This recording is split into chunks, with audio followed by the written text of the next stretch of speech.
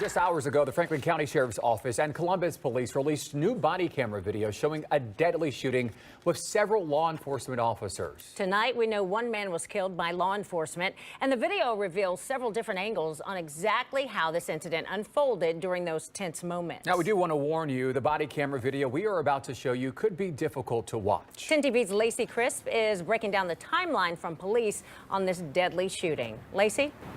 Well, the body-worn camera video shows the tense moments. You can hear gunfire from the suspect, then moments when CPD officers arrive have the suspect surrounded inside that apartment building. A special duty Franklin County Sheriff's deputy was flagged down as he worked inside a Walgreens on East Livingston. The man tells the deputy his friend is mad his car was towed and has a gun. The deputy then hears gunshots and goes to the apartment complex where he says over the radio, "I'm taking fire.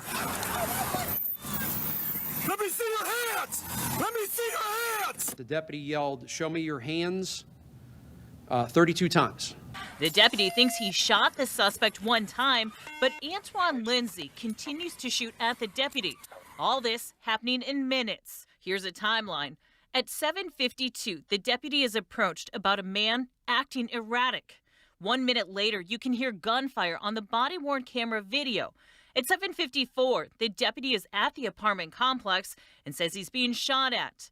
At 7:56, Columbus police arrive. You got a gun, you got a gun. Is that a gun? I can't tell. Put your hands up! One group of officers enters from the back side of the building, another from the front. You can see the gun on the ground. Your suspect is not compliant. That's when one officer decides to tase Lindsey, and officers on the other side almost immediately start shooting.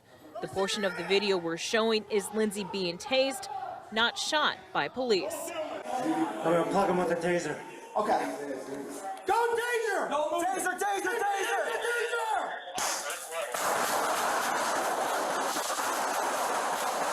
Shots fired, shots fired. Lindsey was shot and later died at the hospital.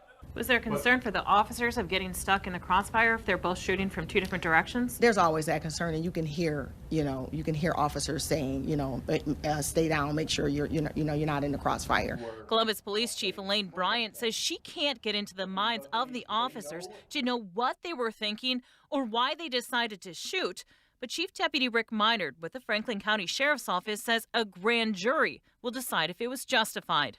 At the end of the day, this case will be presented to a grand jury here in Franklin County who will evaluate the reasonableness of the actions of the officers. I saw this video on TikTok, so I reached out to the family member to cover this case. And no disrespect to the family, obviously, but I generally try to remain more non-biased in cases where there hasn't been a verdict yet, just to show people the evidence to let them decide. So here is what the police are claiming happened. An officer gets a report of a man acting erratically after being upset about his car being towed. That man was Antwan Lindsey, who is now deceased. The officer got the report from another man, and he told that man to call 911 because it was Columbus Police's jurisdiction and not his. But the man then told the officer that Antwan Lindsey had a firearm and was firing shots. So the officer goes to get in his vehicle, believing that there was an active shooter situation, and as he's walking, he hears gunshots in the distance. This officer goes to the apartment building where the shots are being fired, and Antwan is standing near the entrance of this apartment building. The officer sees Antwan is the one firing these shots and apparently told him at least 32 times to put his hands up. At the same time, the deputy in question was the only officer on the scene, and he was trying to take cover while also trying to clear a jam in his handgun. And this was also while he was giving all of these commands to Antwan to put his hands up. There were also multiple other witnesses watching all of this go down. Then about a dozen Columbus